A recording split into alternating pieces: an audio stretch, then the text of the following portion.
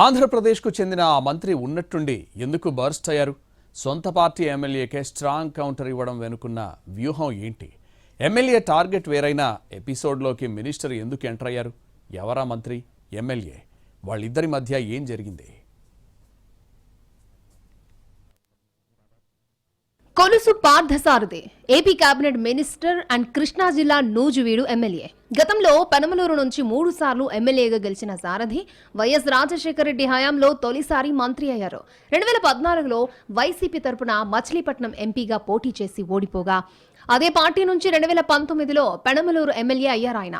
అప్పుడే మంత్రి పదవి మీద చాలా ఆశలు పెట్టుకున్నా చివరికి అది జోగి రమేష్ ను వరించిందే. ఇక అప్పటి నుంచి అసంతృప్తి మొదలవడంతో పాటు ఆ తర్వాత జరిగిన కొన్ని పరిణామాలతో గత ఎన్నికలకు ముందు వైసీపీకి గుడ్ బై చెప్పి టీడీపీ కండువా కప్పుకున్నారాయన. కాంగ్రెస్ వైసీపీలో సుదీర్ఘకాలం పనిచేసిన సారథి టీడీపీ తరపున ఇదే తొలి ఎన్నిక కావడం ఇదే మొదటిసారి. అదే ఊపులో కేబినెట్ బెర్త్ కూడా దక్కింది. అంతవరకు బాగానే ఉంది అనుకుంటున్నా ఆయన్ని ఇప్పటికీ పాత వాసనలు వదిలిపోవడం లేదన్న చర్చ జరుగుతోంది రాజకీయ వర్గాల్లో. మంత్రి ఎంత వదిలించుకుందాము అనుకుంటున్నా ఏదో ఒక సందర్భంలో తెర మీదకొస్తూ గుచ్చుతున్నాయని, ఆయన కూడా వాటిని సీరియస్ గా తీసుకుని భుజాలు తడుముకుంటున్నారన్నది టీడీపీలో ఓ వర్గం మాట. సారథి టీడీపీ తరపున గెలిచి మంత్రి అయ్యాక ఆయన ప్రాతినిధ్యం వహిస్తున్న నూజివీడు నియోజకవర్గంలో సర్దార్ గౌతు లచ్చన్న విగ్రహావిష్కరణ జరిగింది. ఆ కార్యక్రమానికి మాజీ మంత్రి జోగి రమేష్ హాజరయ్యారు. కార్యక్రమంలో భాగంగా జోగి రమేష్ తో పాటు పార్థసారథి ర్యాలీగా ఒకే వాహనంలో వెళ్లడంపై టీడీపీ శ్రేణులు భగ్గుమన్నాయి. వైసీపీ మూలాలున్న వ్యక్తి అంటూ సోషల్ మీడియాలో దుమ్మెత్తిపోశారు. కార్యక్రమంలో పాల్గొనాలంటే విడిగా వెళ్లొచ్చు కదా, జోగితో కలిసి ఒకే వాహనం మీద ర్యాలీగా వెళ్లడం ఏంటంటూ అప్పట్లో ప్రశ్నించాయి తెలుగుదేశం శ్రేణులు. వైసీపీ హయాంలో మంత్రిగా ఉన్నప్పుడు జోగి రమేష్ చంద్రబాబు లోకేష్ ను ఇష్టారీతిన తిట్టాడని, అలాంటి వ్యక్తితో సారథి రాసుకు పూసుకు తిరగడం ఏంటంటూ నిలదీశారు. దాని తీవ్రత పెరిగిపోవడంతో పార్టీ కార్యాలయం వేదికగా మంత్రి సారీ చెప్పాల్సి వచ్చింది. ఇలాంటి వాటిని రిపీట్ కానివ్వనంటూ టీడీపీ శ్రేణులకు క్షమాపణలు చెప్పడంతో ఈ విషయం సద్దుమణిగింది. ఆ తర్వాత గన్నవరం ఎమ్మెల్యే యార్లగడ్డ వెంకట్రావు పార్టీ కార్యాలయం నుంచే నూజివీడులో అక్రమ మైనింగ్ జరుగుతోందని, వైసీపీ హయాంలో కొడాలి నాని, వంశీ వెనక తిరిగిన కిషోర్ ఇప్పుడు నూజివీడులో మైనింగ్ చేస్తున్నారని ఆరోపించారు.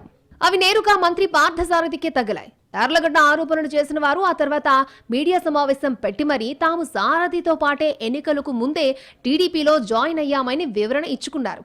ఈ పరిస్థితుల్లో తాజాగా మరొకసారి వైసీపీ మూలాలున్న టీడీపీ నాయకుల గురించి ప్రస్తావన రావడం, దానికి సారథి భుజాలు తడుముకోవడంతో రచ్చ మొదలైంది.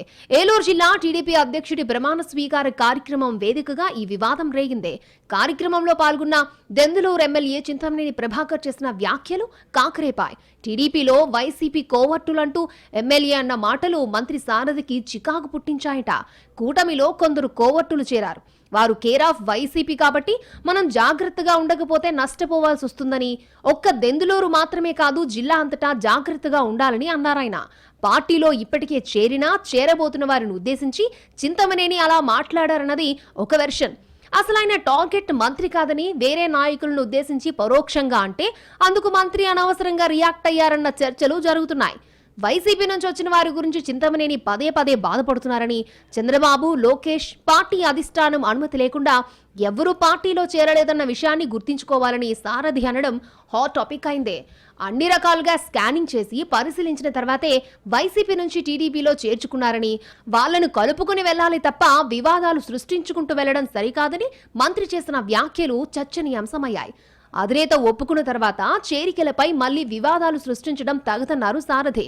వలస నేతలకు ఈ మాటలు సపోర్టివ్ గా ఉన్నా మొదటి నుంచి టీడీపీలో ఉన్న వారికి మాత్రం రుచించడం లేదట. అసలు చింతమనేని టార్గెట్ వేరే ఉందని, ఆ విషయంలో సారథి రియాక్ట్ అయిపోయారన్న మాటలు వినిపిస్తూ ఉండగా తనను ఉద్దేశించినా కాకున్నా ఆయన కూడా కావాలనే అలా మాట్లాడి ఉంటారన్నది ఇంకొక వెర్షన్. ఇలాంటి వ్యాఖ్యలతో ఇప్పటికే ఇబ్బంది పడ్డ మంత్రి గట్టి కౌంటర్ ఇవ్వడం ద్వారా మరొకసారి ఎవరూ తనను వేలెత్తి చూపకుండా చేసుకున్నారన్నది కొందరి విశ్లేషణ.